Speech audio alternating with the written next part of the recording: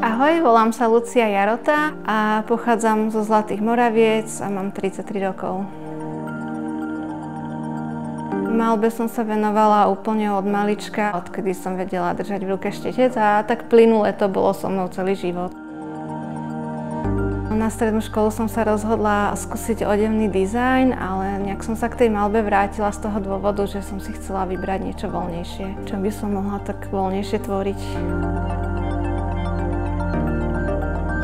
Čo ma inšpiruje pri tvorbe, to je vlastne taká tá plynulosť. Keď pracujem na nejakom obráze, tak väčšinou mi príde na rozum taká ďalšia možnosť, ako pokračovať, kam to ďalej posunúť, tak sa to tak odvíja v podstate jedno dielo od druhého a naväzuje.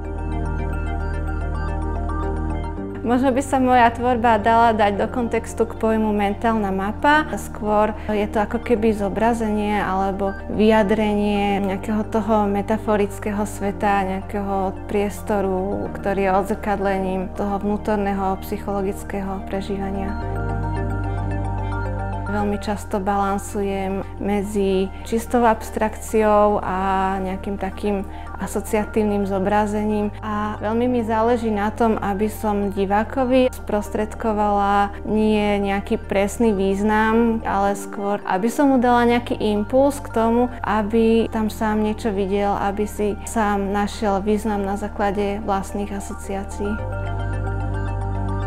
Ja by som sa chcela veľmi pekne poďakovať organizátorom súťaže za príležitosť, ktorú som dostala. Bolo to pre mňa veľkým povzbudením a prinieslo mi to veľkú chuť pokračovať v tom, čo robím. Umelec pri prihlásení sa do súťaže nemá veľmi čo stratiť, takže do toho.